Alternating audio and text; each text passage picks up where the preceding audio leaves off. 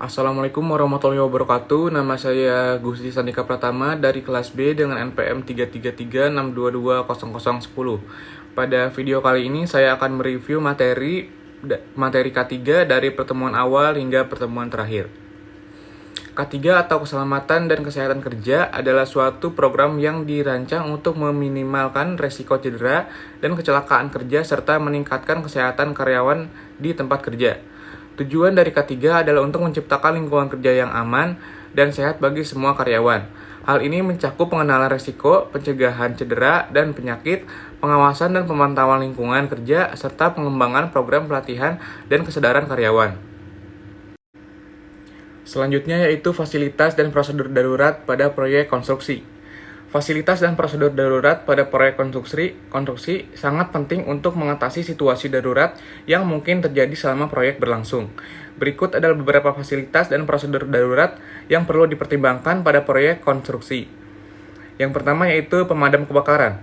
Pastikan ada alat pemadam kebakaran yang memadai di tempat proyek dan semua karyawan tahu cara untuk menggunakannya. Pemadam kebakaran harus ditempatkan pada lokasi yang mudah diakses dan jangan terhalang oleh bahan-bahan konstruksi atau peralatan. Selanjutnya yaitu alat P3K. Persiapkan dan pasang kotak P3K yang lengkap di lokasi proyek. Pastikan semua karyawan mengetahui lokasi kotak P3K dan tahu cara menggunakannya. Periksa secara berkala isinya dan pastikan selalu tersedia stok yang cukup. Selanjutnya yaitu jalur evakuasi. Tentukan jalur evakuasi yang aman dan jelas untuk semua karyawan. Jalur evakuasi harus jelas dan diindikasikan dengan tanda-tanda dan dapat diakses dengan mudah. Selanjutnya yaitu komunikasi darurat. Siapkan alat komunikasi darurat seperti radio atau telepon genggam dan pastikan semua karyawan tahu cara menggunakannya. Selanjutnya yaitu pelatihan darurat.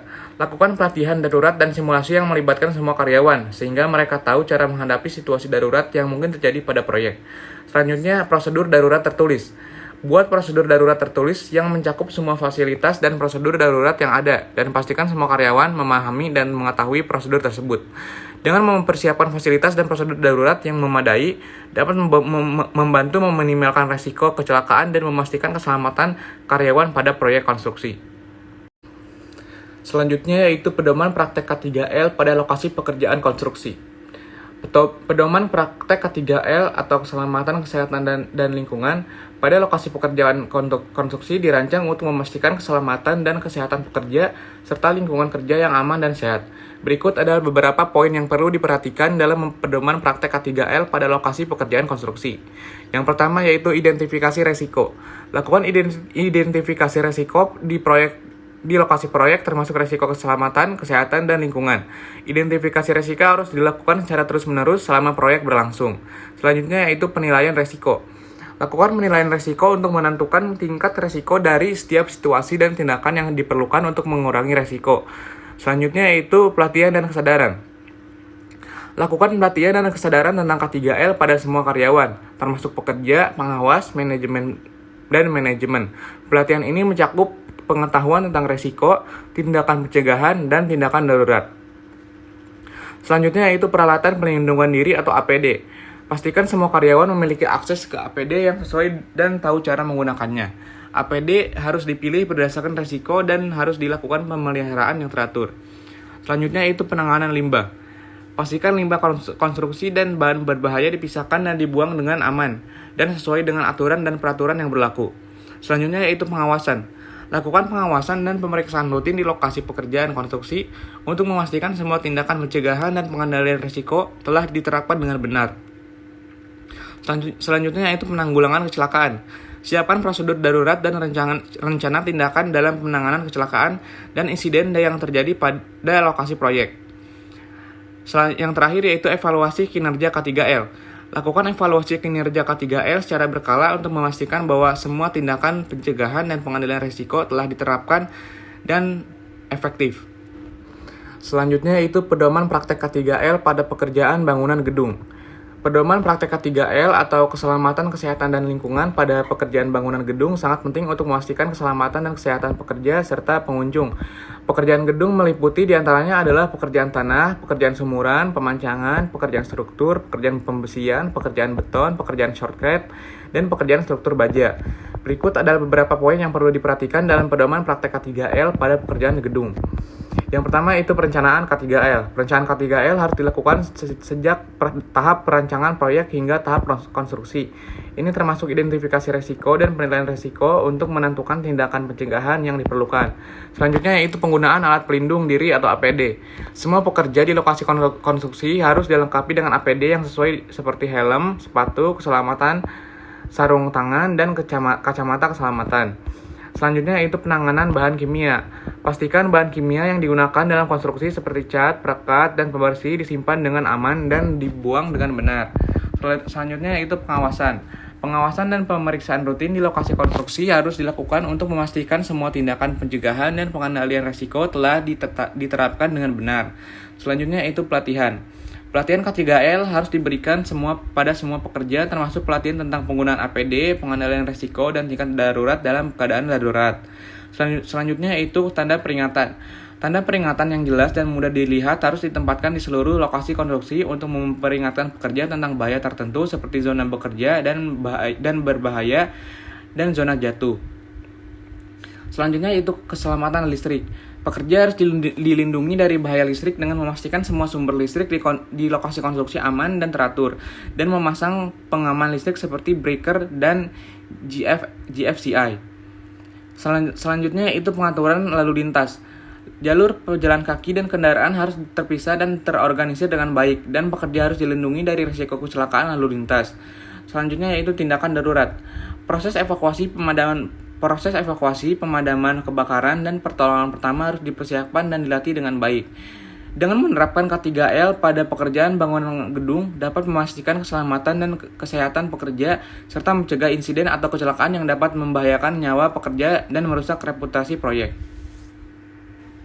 Selanjutnya yaitu pedoman pekerjaan di ruang terbatas, muatan, dan barang.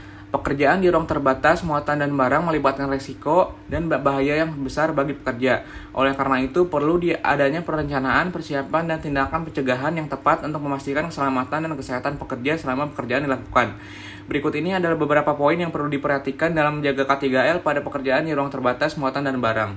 Yang pertama yaitu identifikasi resiko. Resiko pada pekerjaan di ruang terbatas, muatan, dan barang perlu diidentifikasi dan dievaluasi sebelum pekerjaan dimulai. Identifikasi resiko harus mencakup aspek seperti ruang terbatas, kondisi cuaca, sifat bahan kimia yang dimuat, bahaya mekanik, bahan kimia, dan bahaya lainnya. Selanjutnya yaitu persiapan lingkungan kerja. Sebelum pekerjaan dimulai, lingkungan kerja harus dipersiapkan dengan baik untuk memastikan keamanan dan kenyamanan pekerja. Hal ini termasuk memberikan area kerja, menyediakan ventilasi yang cukup, memastikan ketersediaan sumber air, dan memastikan kondisi ruang terbatas aman dan memadai.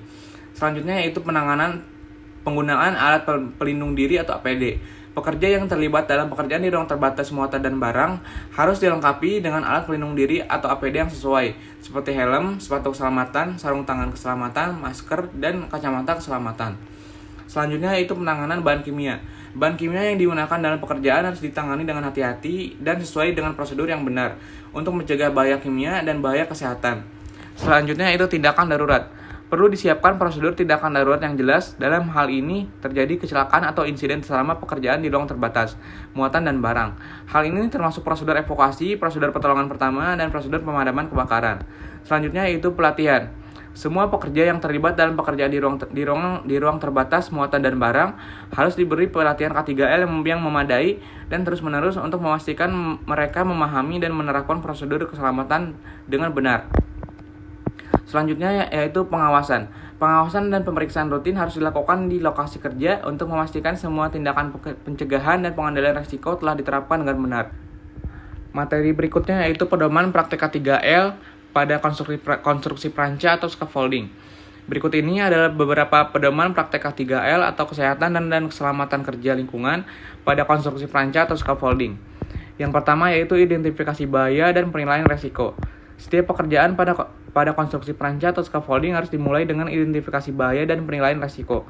Identifikasi bahaya harus mencakup evaluasi faktor-faktor seperti lokasi, kondisi cuaca, kemampuan pranca atau scaffolding, dan keahlian para pekerjanya. Selanjutnya itu pengaturan pranca atau scaffolding. Pastikan bahwa peranca atau scaffolding dipasang dan disusun dengan benar oleh para pekerja yang terlatih dan juga berkualitas. Posisi peranca atau scaffolding harus memenuhi persyaratan ketinggian, lebar, dan panjang. Gunakan bahan yang tahan lama dan kuat, serta pastikan semua perlengkapan seperti tali dan penjepit berfungsi dengan baik. Selanjutnya yaitu inspeksi peranca atau scaffolding. Lakukan inspeksi rutin pada peranca atau scaffolding untuk memastikan keamanan. Inspeksi ini harus mencakup pengecekan pada semua bahan dan perlengkapan yang digunakan, serta semua pengikat pengunci dan penjepit yang digunakan. Pastikan bahwa peranca atau scaffolding tidak ada bagian yang rusak atau patah. Selanjutnya yaitu pelatihan para pekerja. Pastikan bahwa semua pekerja yang bekerja pada konstruksi peranca atau scaffolding telah menerima pelatihan tentang cara mengatur, menggunakan, dan memelihara peranca atau scaffolding dengan aman dan efektif.